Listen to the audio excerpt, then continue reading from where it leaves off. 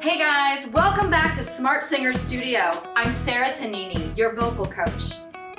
Happy fall! There's a nip in the air and it's time for mums. And it's time for pumpkins. It's time for scarves. And it's time for cold and flu season.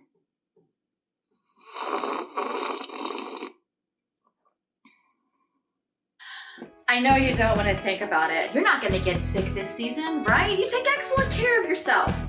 However, it happens to everyone. We've all been there. You have that really important performance coming up, or a full week of teaching, or a really important rehearsal, and then you feel it. You know.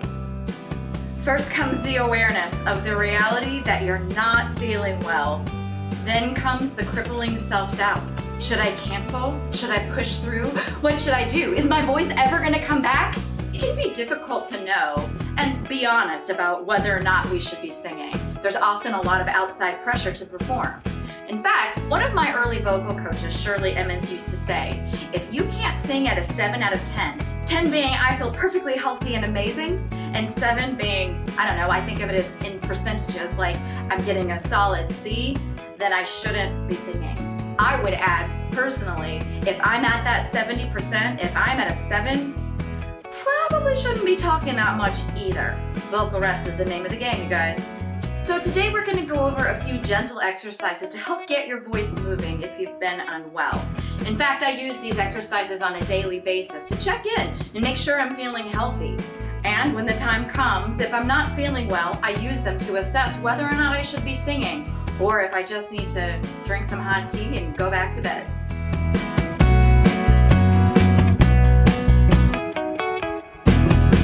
Okay, so on days that I'm feeling not so awesome and I know that I need to sing or teach a lot, I like to start off really easy in the morning, and I often begin in a hot shower and just allow the steam to really help me loosen things up, and just start with some gentle humming in the shower just to help the vocal folds come together.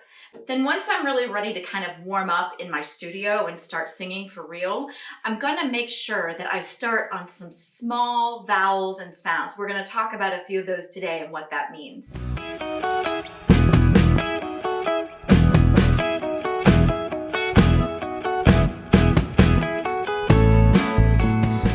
We're going to look at today is the NG. So that's like if you're going to say, I hung my clothes in the closet, hung. Notice that when you say hung, the middle of your tongue, what we call the blade of the tongue, is going to kind of connect with the roof of your mouth. Hung.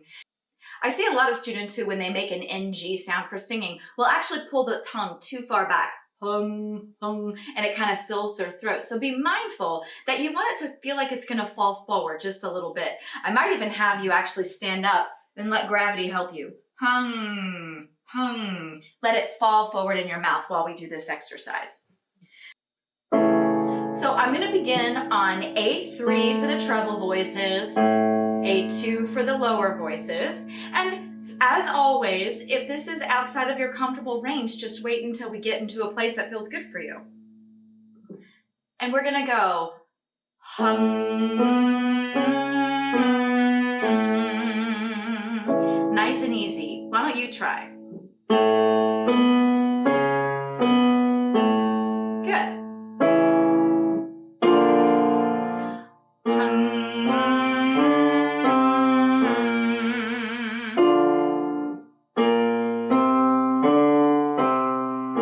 Be mindful of your jaw as you sing this exercise. We don't want it to go or It just kind of is a down and back position, like if you were really numb from the dentist and you just went the jaw will kind of drop down and circle back. It just kind of hangs there.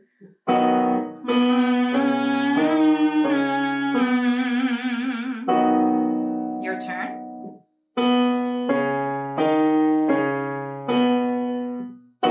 Good.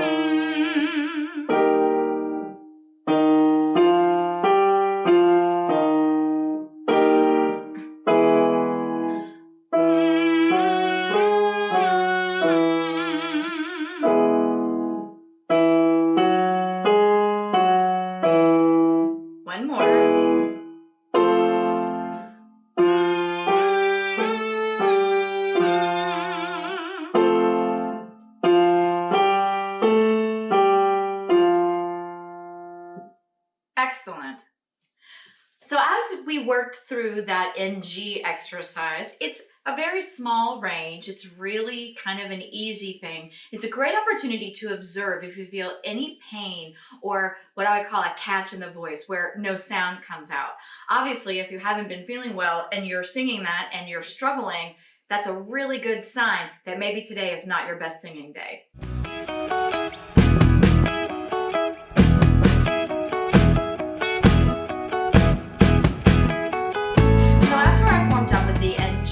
And I find that I'm feeling okay. Maybe I'll take it a little farther and I'll open up to the tiny E vowel. So that you'll notice that that vowel feels really high in the mouth as well. Say the word see, like, oh, I see, see. You'll notice that the blade or the middle of the tongue is still high like it is in the NG.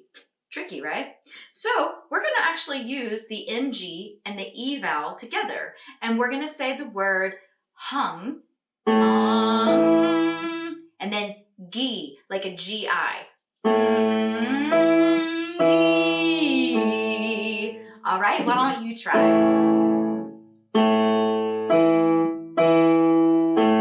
Good. Hungry.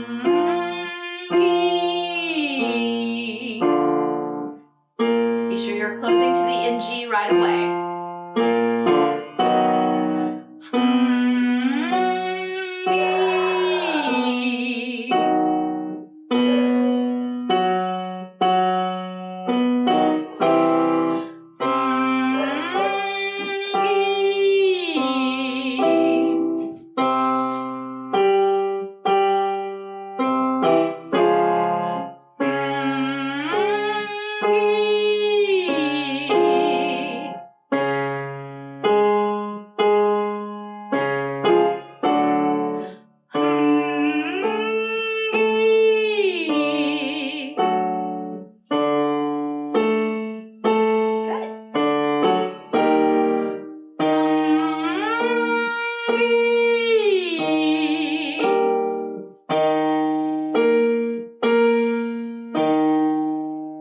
Good, great job.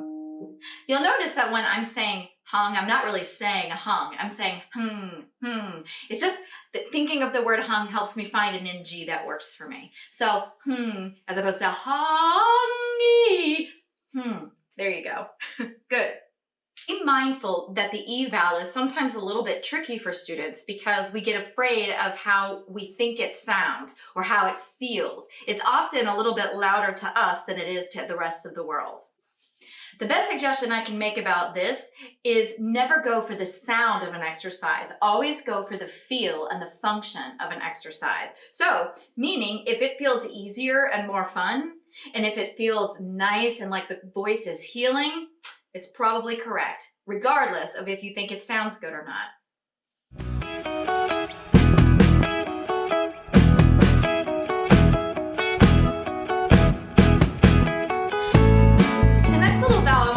Is the ooh vowel. So we call this one tiny ooh, which is kind of a little bit of a misnomer. It's just tiny in the front. It's actually really nice and big in the throat and in the back.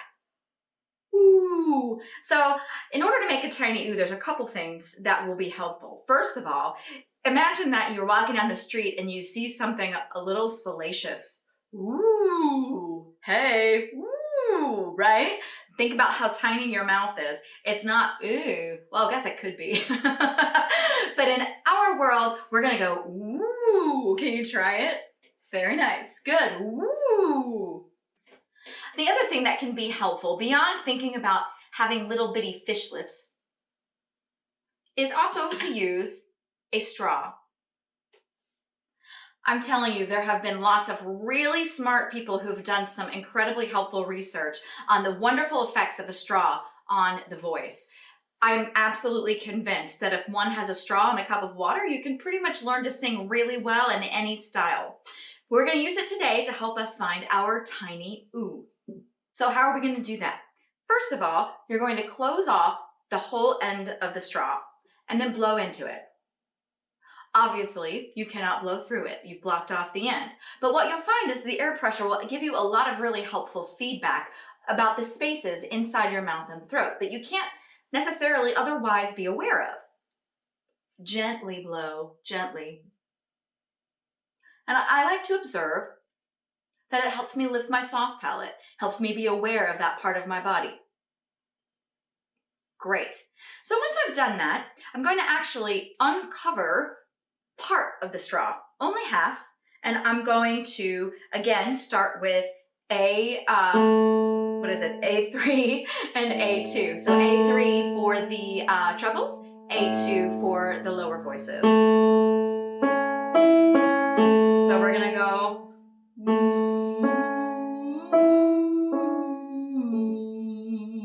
So we're singing an ooh through this straw.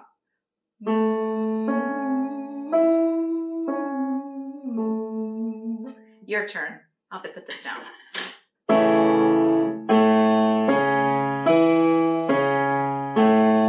Good.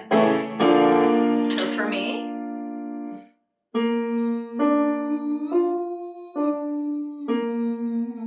your turn.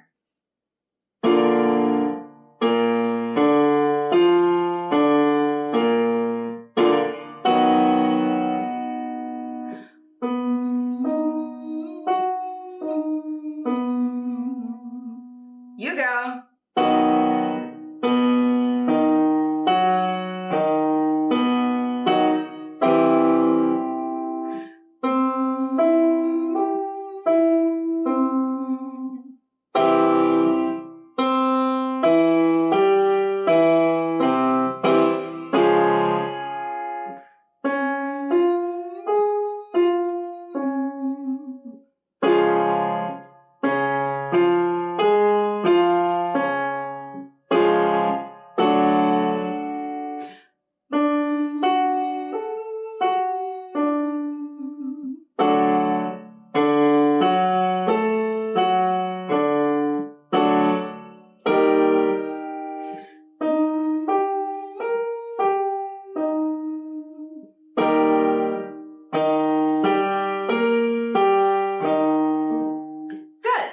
If you find that you're having difficulty maintaining the same sense of stretch when you're singing from when you're checking your space, and then when you open up, if it feels like everything collapses, you can also do this same exercise blowing into a glass of water like this. That's also extremely helpful and something that I use all of the time for myself and my students. Great job today, you guys. Hopefully working with these teeny tiny itty bitty vowels have helped you feel a lot better vocally today. However, if you're not ready to sing yet, don't panic. You may just need a little bit more rest and self-care before you're ready to sing some more. In my experience, singers always panic when the voice is sick. We tend to think that it's never, ever, ever, ever coming back. And because we think it's never coming back, we tend to push through illness and sing on chords that are tired. Guys, this is not wise. It can be really difficult to be honest about how you're feeling and accept that the voice and the body are just not up to it today. We must be our own vocal advocates. Stand up for yourself and make sure you're really taking care of your body and your instrument. Also, be mindful there are times when you have to have the help of a professional to get things moving again. If you lose your voice completely and can't make a sound, if you notice that your sniffle goes on for more than a day or two, or if you're in any amount of pain, for goodness sake, call your doctor. There could be any number of things happening. It's always best to be safe rather than sorry when it comes to our health, vocal or otherwise. So this season, commit to self-care, hydrate, exercise in whatever way makes you feel totally amazing. Take your vitamins and get plenty of rest. Because remember, the best way to take care of ourselves is to never get sick in the first place. Thank you so much for joining me today. If you found this tutorial helpful, hit the like button. It helps boost our channel. As well, you can reach out to me if you want to schedule a lesson. I'd love to chat with you. Have a wonderful fall. And until next time, keep singing and be well.